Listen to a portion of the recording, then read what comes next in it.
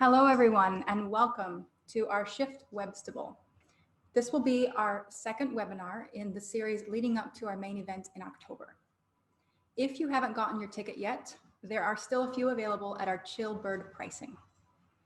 And don't worry, if you happen to get Corona, you can still attend our online event this year and save your ticket for next year's on-site event. So we got you covered. Last week, we had the pleasure of hearing speakers from Citra, Hofstede Insights, Vake, and Turku University. If you missed it, we've got a link in the chat so you can catch the replay. This week, we have a real treat for you. Tomi Neulanen from Sofocus will be speaking about digital business maturity. He will be touching on how this skill is essential to not only survive, but thrive in times of crises like COVID. I don't know about you, but I'm certainly looking forward to hearing his expert thoughts on this. So please welcome Tomi Neulanen.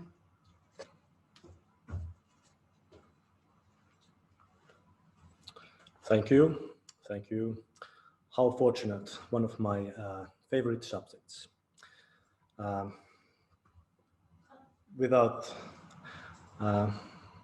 to not to see you. I'm just waiting for something. I will get my backbone for this presentation of this talk, the slides. I think they are just about ready. Yes. All right. The topic will be digital business maturity and what it means and how to level up your game.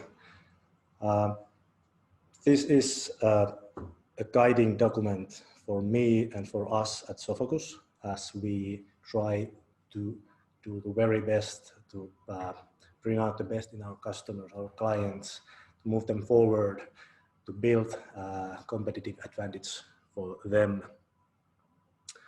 And you might know that there are other maturity models, but none of them is as practical or as new as ours. The clicker will eventually work. It did. I don't know if where I stand, if I stand here, do you see the text? But first of all, Sofocus is celebrating its 20th anniversary this year. And that means that we've been around the block a couple of times. We've done it all when you think about building the internet. Tried stuff, and nowadays we are a group that can be roughly divided into two, like Sofocus services that I'm pretty much presenting here. That's the billable work we do for our clients, and from strategy to business design to development, analytics, and you name it, pretty much 360 degrees there. Also, we have this Sofocus Ventures, a newer addition to this group. We try to make sure that every good, viable digital hard business gets up and running. We invest our own money to that also. About me, Tomi Neulanen, 15 years in the area, building internet from several different roles, developer, analytical analyst, and now a consultant for 3 years. I try to do what it takes to get my clients to step up these ladders of the digital maturity. All right, let's take the terms at this point. Digital business maturity is a term describing how well a company utilizes digital means in their business. Like what they got, what they use, how they use it, and like what's it bringing to them. They are mature they know what they're doing. And this model that we've built is a way to put companies in a sort of a continuum from level 0, from level 1 to level 5. And like given every company a starting position and giving them some marks that where they might want to aim, want to go, like where you are and where you want to go. That's our model's main purpose, like the target goals. All right, next. It's not so interesting to see just, okay, I'm here, so what? It's about going forward, leveling the game. There are like 3 main components in that, and we'll go through each of them pretty quickly. Raising your readiness condition means pretty much that you get to be more alert, on your toes, you get to see more, you get to hear more, you can react quicker, you are speedier, you can learn more stuff. Whenever you level your digital maturity, you will get more eyes and ears in the field. Next advantage is in sudden changes. Yes, this is the current topic globally. Who can benefit? Who will? This is disaster for some. This COVID-19, of course. The markets became pretty chaotic in the spring, and no rules applied. All the strategies, all the plans, you could just toss them. And everybody knows some stories that somebody has succeeded and made something miraculous during the past months, but not all. Leveling your digital maturity always gives you an edge in these changing situations. Like there's a row of companies and it's the end stretch, the final stretch, the sprint, and somebody always wins. It's not about the gimmicky that, okay, we have some technical solution, we can do this, and they can't do that. It's not about it because it's a long-term, like going to the third, it's a long-term thing that you always have the edge. You have always more options. There's always something else. Others' options might be limited, but not yours. You have all these capabilities and resources. And the third really is about the long term, not a gimmick, not just some trick you can pull out. When you're challenging and being very open to change, you always keep yourself fresh. You always find new ways to do stuff that renews your company, your business in the long run. And that's really is what the purpose this digital maturity model is, to renew in the long run. Right. Good news and bad news. It can't be bought, unfortunately. I would like to sell it to you, of course, but it can't be bought. Leveling your game is not about buying stuff. Unless you buy Facebook, of course, then you buy all this digital maturity, but that's often not the case, at least for my clients yet. But the good news is that everybody has a fighting chance to level up their game, to rise on the ladders. Everybody, really everybody has a chance to do it. This fighting chance actually is like core values of Sophocus. We really believe it and try to act upon it every day. It means in practice that there's an idea and that you will be provided with the fighting chance to execute it and to implement it. Yes, no good idea should be left alone, standing there. Yes, it might be hard. The later steps are hard, exceptionally hard, but everybody can do them. All right, 10 minutes in, maybe 5. Digital business maturity model, 5 levels, 9 parameters or qualities each. Right now or next, I'm going to go through them. The first level is it's a beginner, right? Rookie. It's a rookie. The slides are pretty small.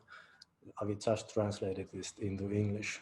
So rookie, pretty much anybody can like pull it off in an afternoon.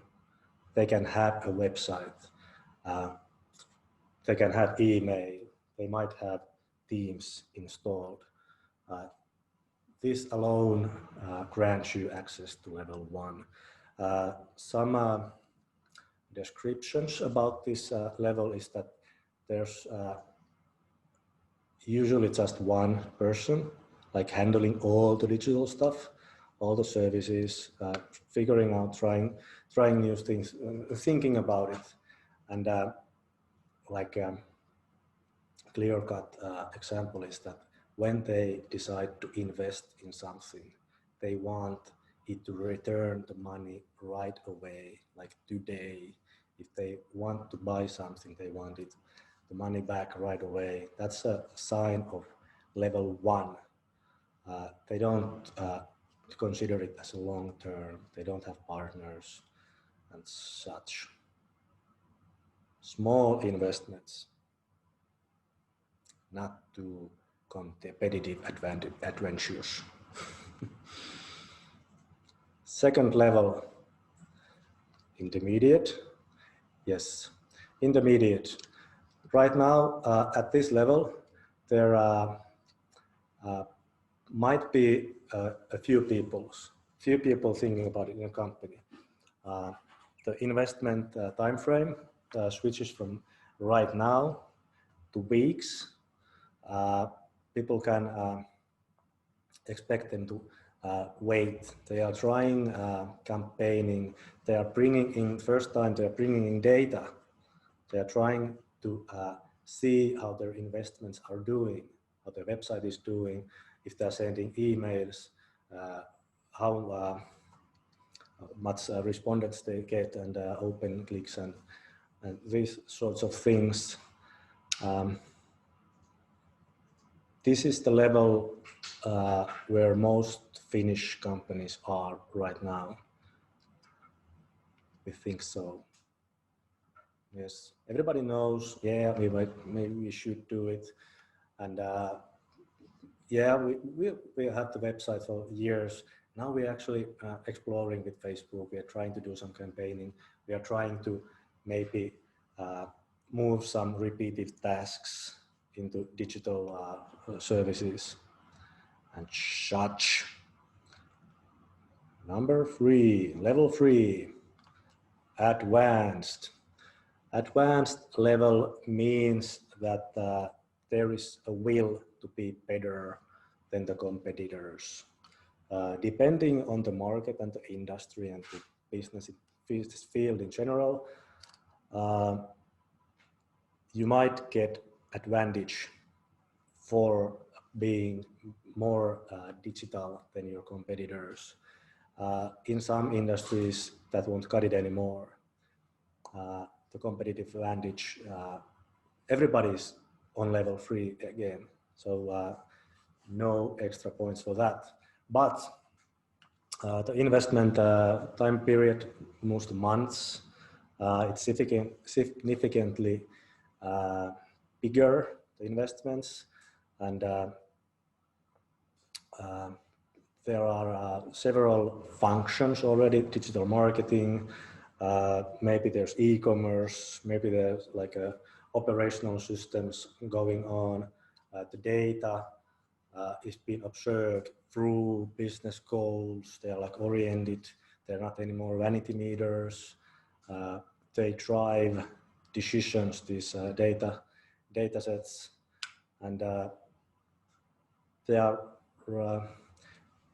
for this level, you can actually become only using ready-made software, setting up taking SaaS,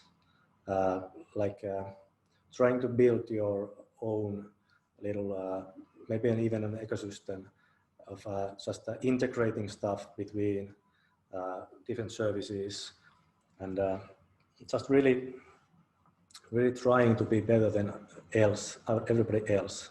I've got examples for these later on in this talk.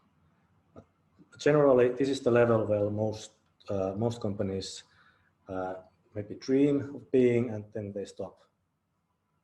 After this, everything comes much harder. Yes, much harder. You have to have a really will to be better than this. Level 4, transformer. Now you have decided to do something very extra special. You will have your own core system. You can't depend on third-party services anymore. You need an edge. You need to move faster. You want to provide a customer experience. You want to provide maybe artificial intelligence services that somehow boost your core doings and such. There's obviously more people involved. The investment are much higher. Like a rule of thumb that we playfully say at Sophocus, that how much it costs to get into this level. The right answer is it will take all your money and all your time. And this is the stuff that actually is familiar to many people from shift stages, like talking about the innovation and the network effects and learning and big data and intelligent business altogether. That's level 4 stuff right there. The investment time returns goes to years. You build something today, start building something today, it will be ready in 3 years. And you will also get used to pulling out plugs and taking off offline services at this level. Everything doesn't work. You have to try, you have to boost the boundaries, and you have to try, and you have to be willing to let go of your babies. The final one, the 5th, the pioneer. Pioneers, there's only 1 or 2 per industry at one time as a pioneer. That's the company that pushes really much the boundaries for everybody. One clear way to spot a pioneer is to realize that they have the legislation is not up to their speed. Like they're doing faster, they're changing stuff faster that the legislation just can't keep up, and everybody's at a great wow, what's happening? Is this even okay? Is this legit?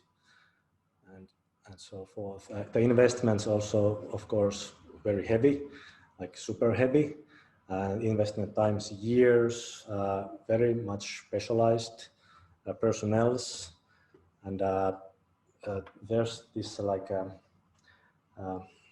at this level there is this term that defensibility. Right now, when they're doing it, it's very hard for somebody else to take their place.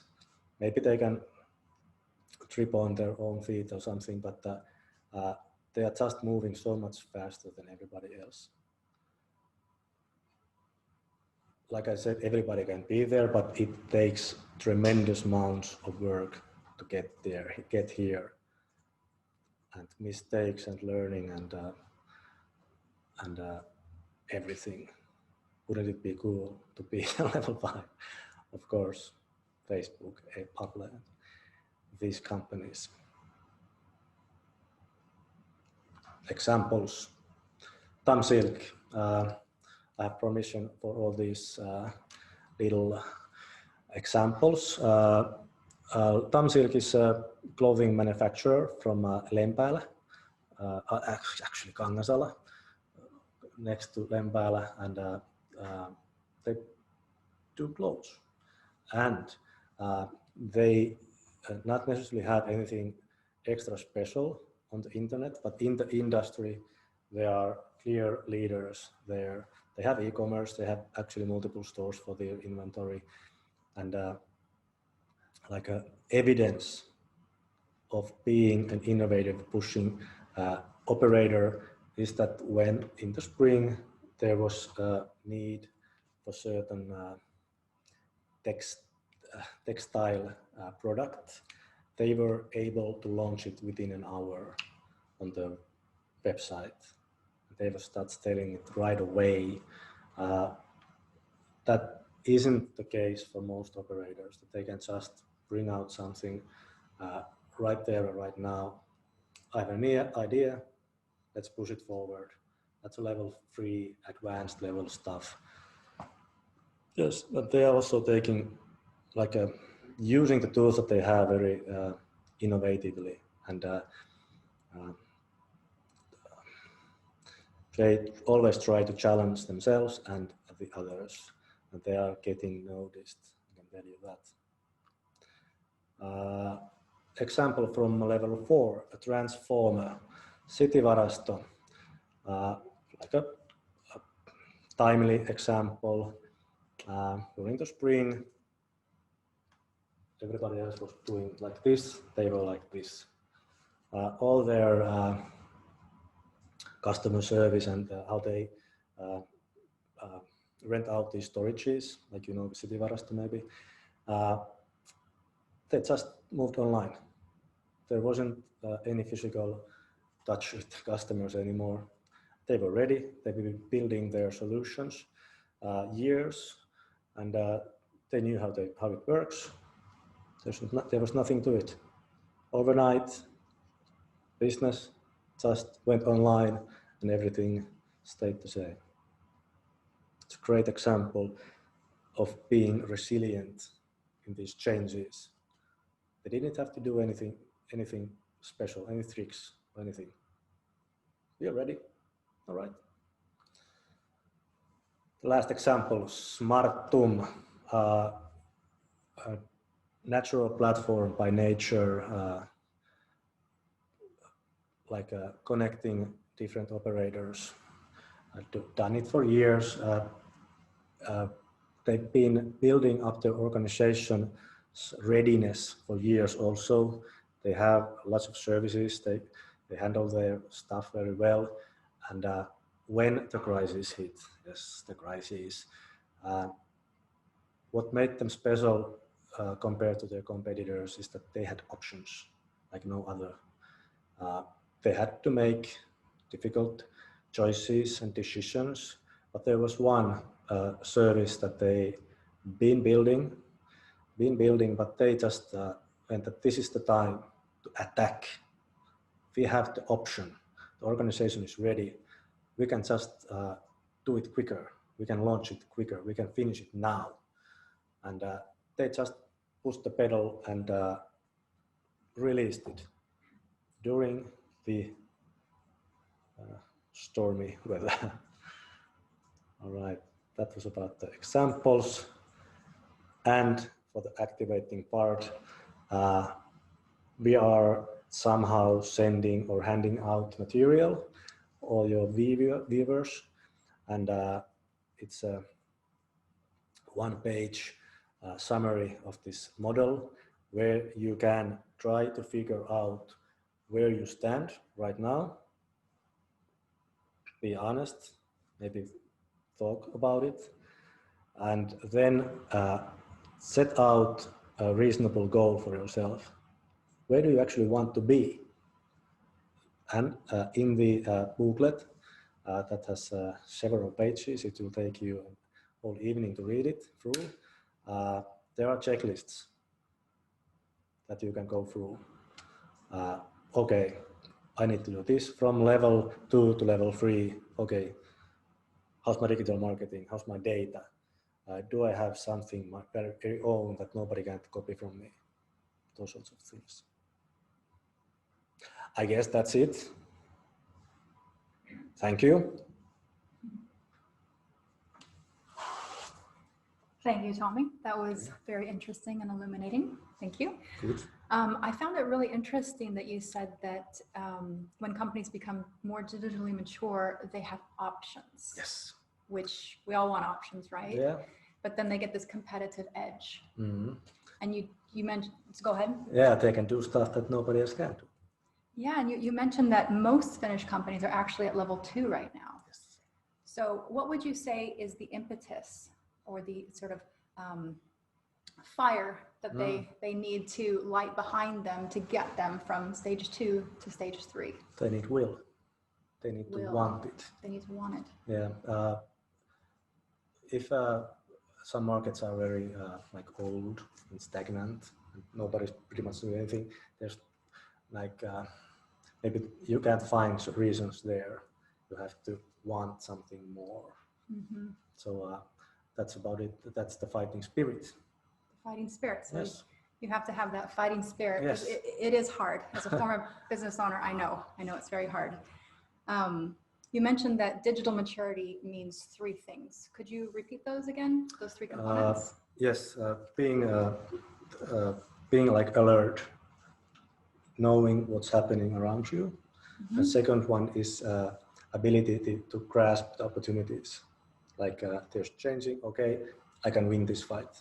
I can go there. Mm-hmm. And then the renewing, you have to like born again. You have to like sweep out the old stuff and keeping it fresh all the time. So that's cleaning house. Yeah. Pretty much. So that you don't want to stay put. You want to always be moving. You don't want to stay stagnant or static. You have to like kind of be fluid and keep changing. The world is moving, and then you can quickly take a direction. Exactly. How would you say if most Finnish companies are at level 2 right now, how do you predict the in 5 to 10 years how things will change? That's a great question and challenging our model. Yeah, the level 5 levels.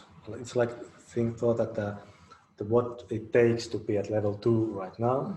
That will be different in 5 years. Okay. And that won't cut it anymore. That you just have a website, you have a selling channel online. That won't cut it anymore. You need something more, and it's the competition that will drive maybe the whole range forward. Right. You will need to have specialized persons, specialized skills, competencies. If your model does change though in 5 to 10 years, which it will, there will still maybe be a level 2. It'll just be different. Yeah. And maybe there will be just as many companies still at that level. Maybe it's that way. Because it takes will, right? Yes. And will is, you're not born with it. You have to. There's a small percentage also. Oh, you are born with it? Or in 4 and 5 levels. Okay. Those are the exceptions. Yeah, exception to the rule. The fighting spirit. It's exhausting to own your own business and to push it, with your will. What would you say? Sorry. From year to year. Yeah, day to day. Yeah.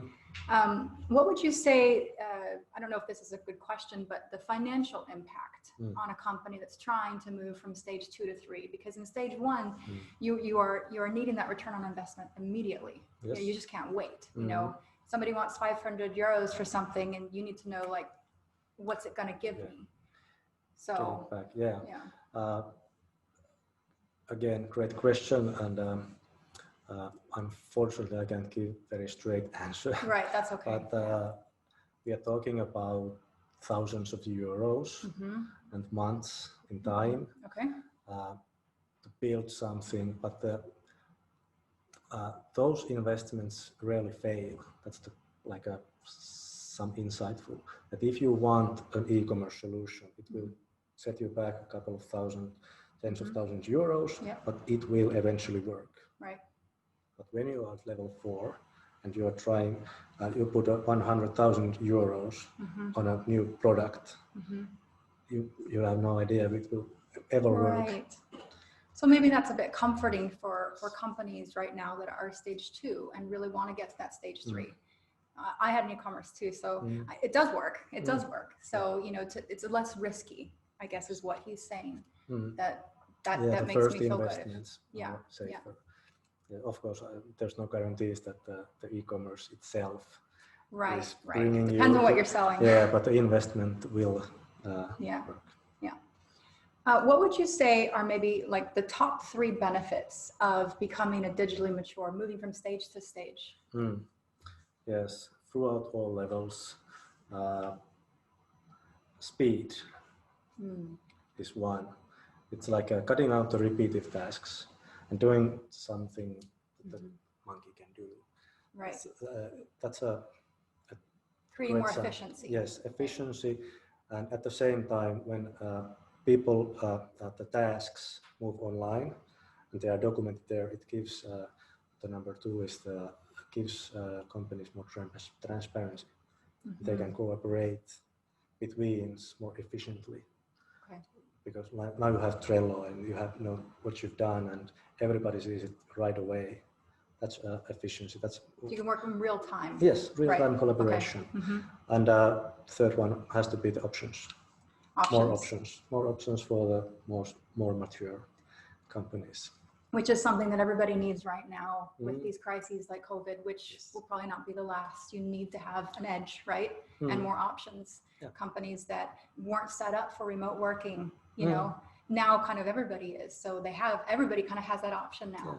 But in the future, there will be, you know, you need an edge because if everybody can remote work now, then what's your edge, right? Yeah. Your selling channels your store is empty now and you have only the digital channel that you have more options. Right. And speaking of COVID, what would you say, how has that really impacted, you know, companies right now, and, you know, how will it help in the future, becoming more digitally mature, handle crises? It's a wake-up call, obviously. Okay. For me, it was pretty much high school for how the economy actually works. That there's this real change, that the supply change, that they are broken. There's so little you can do. Of course, there are lots of troubles with many companies, but then, like where I stand and what I see, I've been building these things. The crisis is annoyance. An annoyance. Okay. For many companies. Okay. Yeah, that's something. I've been working with prepared companies for a while, so it doesn't affect them as much. Yes, that's what I'm trying to say. I see that. Yeah, so you're working with companies that are maybe at like level 3, 4, yes. Right? So these we're talking more maybe that the impact of Corona has maybe affected more level 1s and level 2s, yes, because they weren't digitally prepared. Yeah. They didn't have remote working set up. They didn't have the options. Yes. So they didn't have the edge, and now they're freaking out. So now they are doing it giant leaps, which is positive. Right. This is the positive side of COVID, and this whole new experience that this is more tangible for everybody. Yeah. This is something we actually need to do. They've been searching 3-year-old offers. What were you saying about it? Yeah. Now I'm interested. Well, you know what? It's been a painful wake-up call, but it's there nonetheless, and so I know that things will change. So, Tommy, thank you so much. We really appreciate you sharing your expertise with us. It was my pleasure. Thank you. Thank and you. See you all guys at the shift.